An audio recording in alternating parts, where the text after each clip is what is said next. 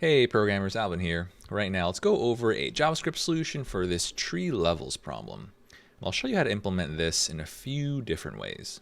So let's start with maybe some iterative versions. And so what I'll do is start by showing you maybe a depth first iterative. So I'm going to create my stack. By now you should know the deal. I'm going to initialize it with the root, right? And if I look at the prompt, do I have any assumptions here? Ooh, it looks like they don't really tell us that we can assume our tree is non-empty.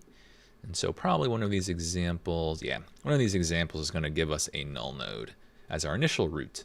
So I'm going to have to handle that one explicitly because I don't want to just throw in null as an element of my stack, right? The members of my stack should only be instances of node or something like that, right?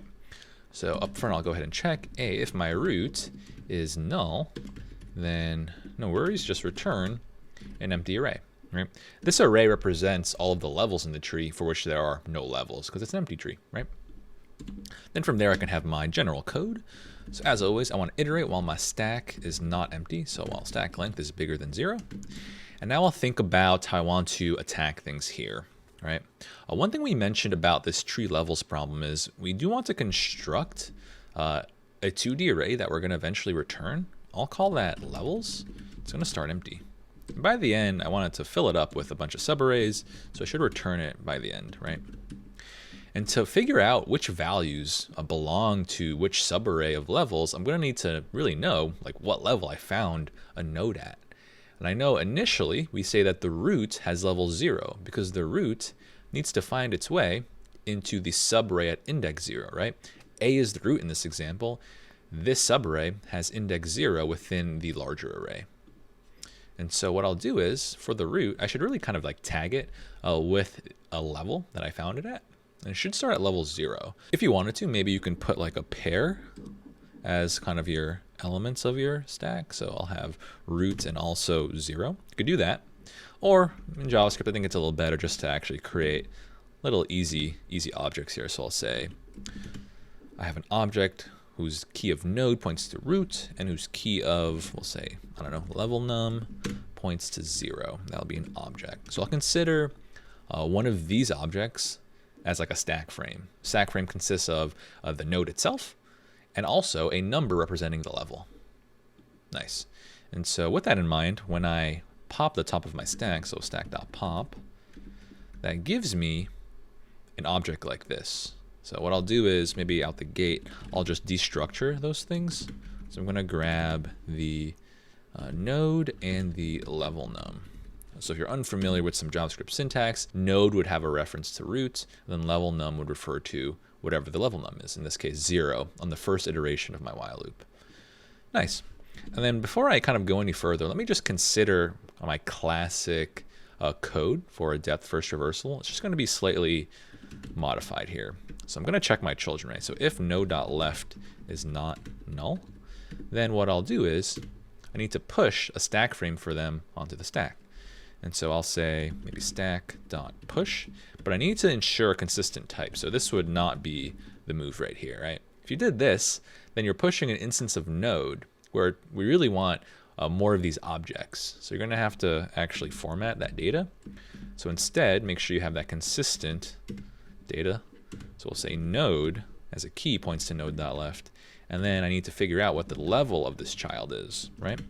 So the key insight we said was, all right, whenever you have some parent node, its child's going to have one greater level, right? So I could really just take this level num from over here, and I can increment it by 1. So I'll say level num plus 1.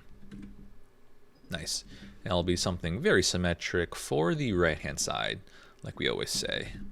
Just like this. So this will give you my core sort of depth first reversal, but I need to actually add stuff into the levels array, right? So a piece of logic that I need is, all right, let's say something just leaves the top of my stack. Typically that's where I like to process the node. So I should take that node's value and somehow work it into the levels array. I know I need to eventually create a 2D array in there.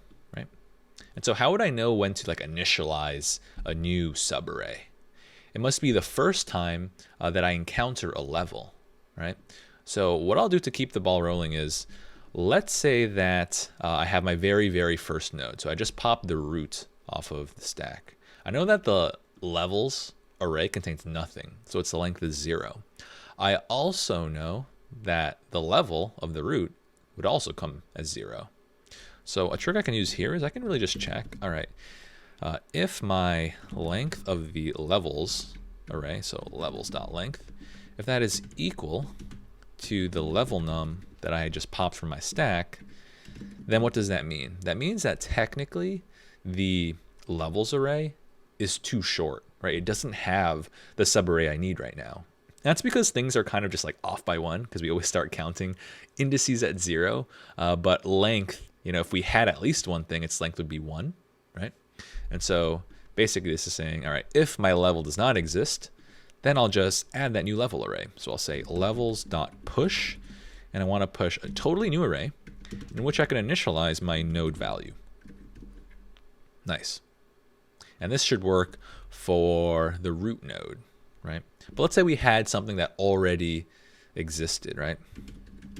Otherwise, I need to just do levels square bracket level num. So I'm indexing into an existing subarray, and I'm going to push my node val. So again, how does this if-else statement work? If I need to create that level for the first time, otherwise I need to just add to its existing subarray, the existing level.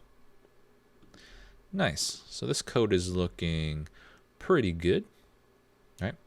Let's say we did a quick sanity check, make sure that if-else statement works. So what I would do is maybe just open these up. Let me spread this a little bit. And so let's say we were somewhere in the middle of our algorithm. Let's say we were on roughly, I don't know, line 17. And currently our array looked like this. So let's say my levels array already had some levels in it. So let's say we already finished processing level 0. So we'd have the root in there.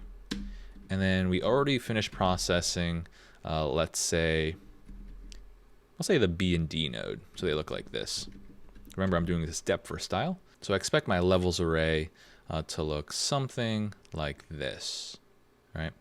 So if this was the case, now I would remove the E node from my stack, and I would check, all right, what's the level num of the E node? Well, I know it would be just 0, 1, 2, right? So it would be 2.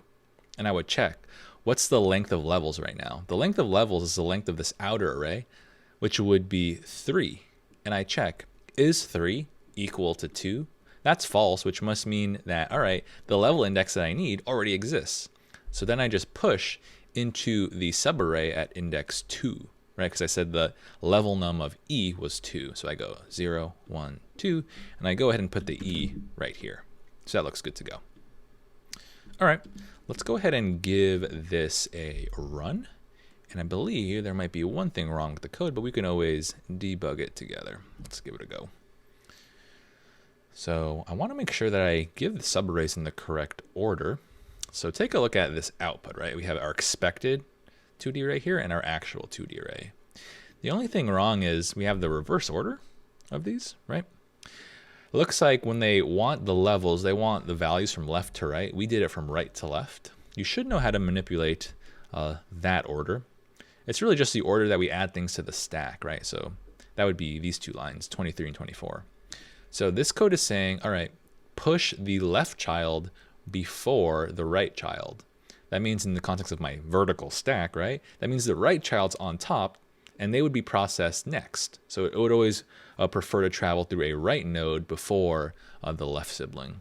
So if you want to travel from left to right, then just lift that line, right? So you push the right before the left, means the left is on top, so they're going to be explored first. So now we'll give it a run again. See what we get.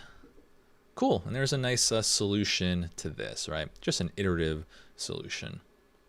All right, let me show you another way to solve this. Really, really simple changes. To do it breadth first style, you can really just, I don't know, use a queue and the corresponding queue operations. So let's say, maybe I'll style it like this. Let's say I renamed all these to a queue, like that. And then pushing is still totally fine, but now I need to shift out of the front. So I'm moving from the front of my queue, adding to the back of my queue, like over here. And I want to make sure that the order is correct again. So I still need like a left to right, a type of breadth first. Since it's first in, first out, what I should do is really now flip the order back. So push your left child before your right child, right? And that should give you the left to right order. So we'll try that variation, I believe. Nice. So now you also know the iterative breadth first. Really, if you know one, you automatically know the other. And I'm going to show you now my favorite. I am quite partial to recursive code. So let me show you how I'd solve this one recursively. I'm going to put it at the tippy top here. So for my recursion, it's going to have basically the same premise, just have to reframe all of my logic in a recursive sense. And typically the way I like to implement this pattern is I use like a helper function to actually drive the recursion. So maybe I'll just create a helper function here. I'll call it like fill helpers, or rather fill levels. And that would be the thing that does the recursion. So what am I really saying here? Well, I want to basically still create a levels array. It's going to be the 2D array I return. So I'll say const levels, initialize that. I know I'm going to return it at the end. What I'll do is I'm going to call my fill levels recursive function. And I'm going to give it a few things. I'm going to give it the root as well as the levels array. So if you're unfamiliar in JavaScript, whenever I pass any, I guess, like non-primitive type, your primitive types being your number, string, Boolean, stuff like that, if you pass in an array or an object, basically, you're going to receive that by reference. So that means that this fill levels function would basically have access to this exact levels array, which means it can mutate it. So what I'm saying is this fill levels function is actually going to add some data into this levels array. Nice. And what do I want to do here? Well, I know I need to do this recursively, and it's all about, again, tracking the levels of everything. I know that the root node is designated at level 0, so I'm going to pass that also in as an argument. And I want to make sure that that's compatible. I need 3 positional args here, so I'll pass in also here the level number. And now I'll just start to lay down my, classic recursive depth first. So I'm going to get some tedious things out of the way. So as always, if your root is null, then nowhere to go, so just maybe return. Nothing too useful to do there. And you know you're going to have 2 recursive calls here, right? On your root left, I'm going to use the same levels. But how do you know your level for that left child? Well, like we said, it's just your level num plus 1. And it'd be something similar for the right-hand side. So I'll just copy that down there. So this gives me the correct recursion. But I'm not really adding anything into the levels yet, right? So you still want to construct those subarrays. I think I could basically use like the same logic as before, right? The level already exists, then push it to its existing level. Otherwise, my levels array is not long enough, so create that new subarray. So I'm just going to steal this code. It should be a little more flat like this. Nice. So that would maybe be my recursive code.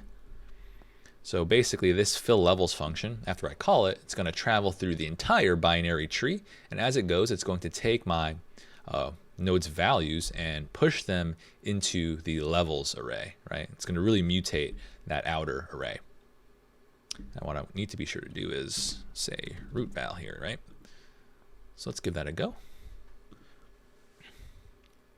And I believe, yeah, there we have it. So now you know many different ways to solve this tree levels problem.